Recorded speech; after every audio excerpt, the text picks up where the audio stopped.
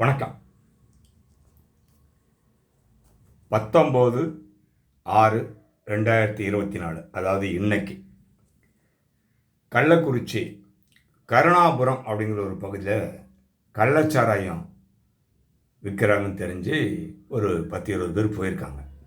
20 பேர் மேலே பெரிய கூட்டமே போயிருக்கு. போய் நல்ல காசை கொடுத்துட்டு சரக்கை போட்டு வந்துட்டாங்க.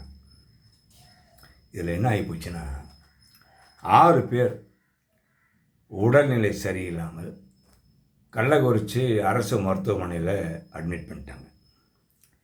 இந்த 6 பேரில் கணேசனுடைய மகன் 16, கணேசனுடைய மகன் 29 வயசுள்ள பிரவீன், தர்மனுடைய மகன் 46 வயசுள்ள சுரேஷ், அதுக்கப்புறம் சேகர், ஜெகதீஷ், இந்த 4 பேரும் கள்ளச்சாராயம் குடித்து உயிரிழந்து விட்டனர்.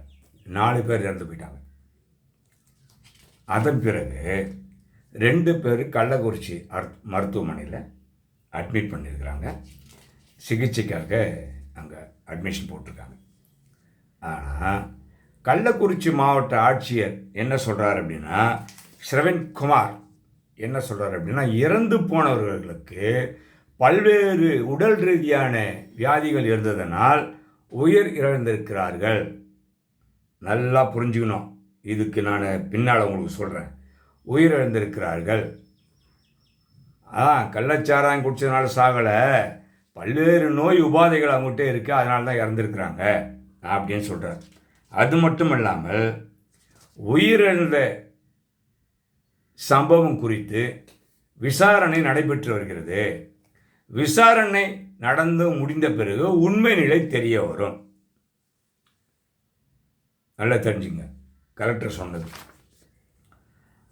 அதன் பிறகு நம்ம எதிர்கட்சி தலைவர் எடப்பாடி பழனிசாமி அவர்கள் என்ன பண்ணியிருக்காரு, ஒரு அறிக்கை கொடுத்துருக்காரு.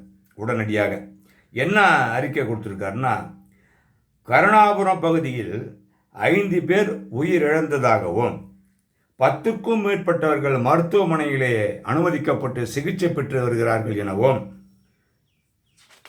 எனக்கு செய்தி வந்தது. இந்த தகவல் எனக்கு மிகவும் மனக்கவலையை அளிக்கிறது. உயிரிழந்த குடும்பத்திற்கு என்னுடைய ஆழ்ந்த இரங்கலை தெரிவித்துக் கொள்கிறேன். மேலும் இந்த விடியா திமுக ஆட்சியில் கள்ளச்சாராயம் ஆறாய் ஓடுவதை நான் பலமுறை சுட்டிக்காட்டியிருக்கிறேன். தொடர்ச்சியாக நான் சொல்லி வந்திருக்கிறேன். ஆனால் அதன் பிறகும் பல உயிர் இழப்புகள் ஏற்பட்டிருக்கிறது. கள்ளச்சாராயத்தை ஒழிக்க எந்தவித நடவடிக்கையும் இந்த விடியா திமுக அரசு எடுக்கப்படவில்லை அப்படின்னு சொல்லிட்டு கடுமையாக இதை நான் கண்டனம் தெரிவிக்கிறேன் அப்படின்னு தன்னுடைய அறிக்கையில் சொல்லியிருக்கார். அதுக்கப்புறம் இதை தொடர்ந்து நம்ம அண்ணாமலை வரை பேசியிருக்கார். தமிழக பாஜக தலைவர் அண்ணாமலை என்ன சொல்லியிருக்காருன்னா, கள்ளக்குறிச்சியில் மீண்டும் 5 பேர் கள்ளச்சாராயத்தில் பலியாகி இருக்கிறார்கள் என்ற செய்தி மிகுந்த மன அதிர்ச்சியை தந்துள்ளது. 10 பேருக்கு மேல் மருத்துவமனையிலே சிகிச்சை பெற்று வருகிறார்கள். கள்ளச்சாராய வியாபாரிகளுடன் திமுக அமைச்சர் செஞ்சி மஸ்தான் கைகோர்த்து கொண்டிருக்கிறார் என்று பலமுறை சொல்லியிருக்கின்றேன். அவர் மீது எந்த நடவடிக்கையும் இல்லை. அதன் பிறகு இந்த துறையின் சாராயத்துறையின் அமைச்சர் இதை தடுத்து நிறுத்தியிருக்க வேண்டும். அவரும் மெத்தன போக்கோடு இருந்திருக்கிறார். இது மட்டுமல்லாமல் செஞ்சி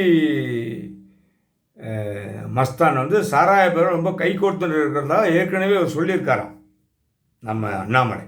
அதையும் மீறி இன்றைக்கி நடந்திருக்கு, எந்த நடவடிக்கையும் இல்லை. கள்ளச்சாராயத்தை தடுக்காத அமைச்சரையும் நடவடிக்கை எடுக்கணும் அப்படின்னு முதல்வர் ஸ்டாலினை நான் வலியுறுத்துகிறேன். இது மட்டும் இல்லாத இப்போ தான் 1 வருஷம் முன்னால் மரக்காணத்தில் பல பேர் இருந்தாங்க கள்ளச்சாராயத்தில். இதில் என்ன ஒரு இதுன்னா, மாவட்ட ஆட்சித்தலைவர் ஒரு வார்த்தை பேசுகின்ற பொழுது, ப்ரெஸ் மீட்டில் பேசும்போது ஜாக்கிரதையாக பேசணும். சும்மா வார்த்தையை விட்டுடக்கூடாது. இறந்து போனவர்கள் பல நோய்களுக்கு ஆளாகியிருக்கிறார்கள் அப்படின்றாரு. அதன் பிறகு உயிரிழந்தவர்கள் குறித்து விசாரணை நடைபெற்று வருகிறது. அந்த விசாரணை முடிந்தவுடன் உண்மை நிலை தெரியும்.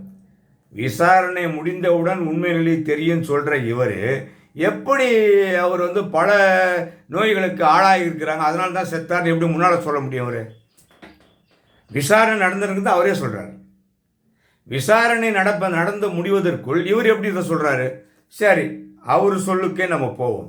பல நோய் அவங்ககிட்ட இருந்திருக்கு. ஓகே, பல நோய் இவ்வளோ நாள் இருந்து இறக்காம இப்போ இறந்துருக்குறாங்க. ஏன் இறந்தாங்க? கள்ளச்சாராயம் குடிச்சதுனால எல்லாம் ஒன்றா சேர்ந்துக்குச்சு. அதான் உண்மை.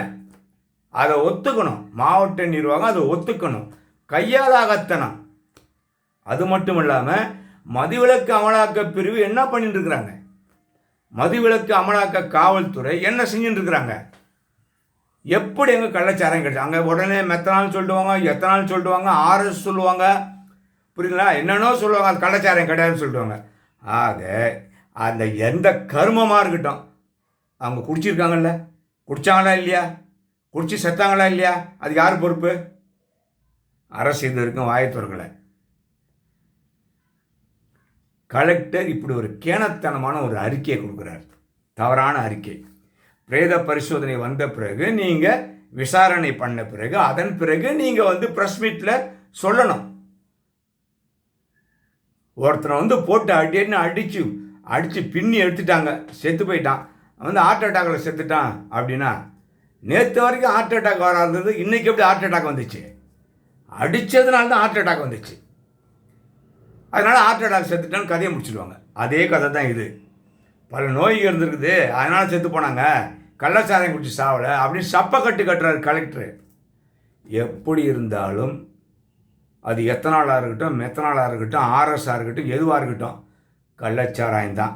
அதை குடித்து செத்து இருக்காங்க அப்படின்னா அரசாங்கம் தான் பொறுப்பு. உடனடியாக மதுவிலக்கு அமலாக்க பிரிவில் இருக்கிற போலீஸை எல்லாரும் வீட்டுக்கு அனுப்பணும்.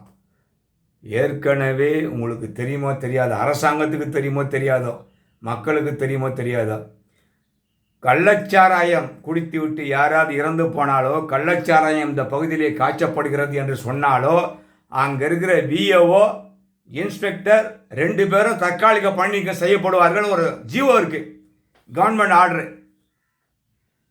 எப்படி இந்த கள்ளச்சாராய எங்கே விற்றாலும் விஏஓ தான் பொறுப்பு. அவங்க தான் பிடிச்சி கொடுக்கணும்.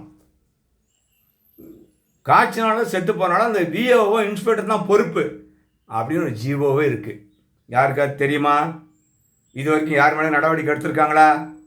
சப்பக்கட்டு கட்டி அரசாங்கத்தையும் காவல்துறையும் காப்பாற்றுவதற்காக ஏதாவது ஒன்று சொல்லி விட்டுறது.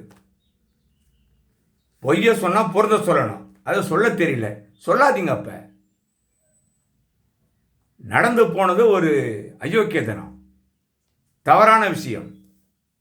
எப்படி இதை ஏற்றுக்க முடியும்?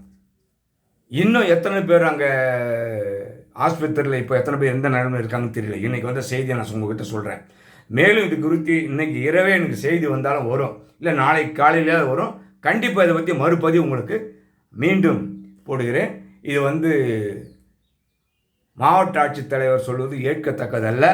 இது எல்லாத்தையும் முதல்வரையே நம்ம குற்றம் சாட்டுறதும் தப்பு கிடையாது, தப்பு. அதுக்கு தான் அதிகாரி இருக்கிறாங்களே, அதிகாரிகளெல்லாம் கவர்மெண்ட் சஸ்பெண்ட் பண்ணணும், அதிகாரி மேலே நடவடிக்கை எடுக்கணும், தூக்கி உள்ளே போடணும். மீண்டும் இன்னொரு காணொலி காட்சியை உங்களை சந்திக்கின்றேன். நன்றி, வணக்கம்.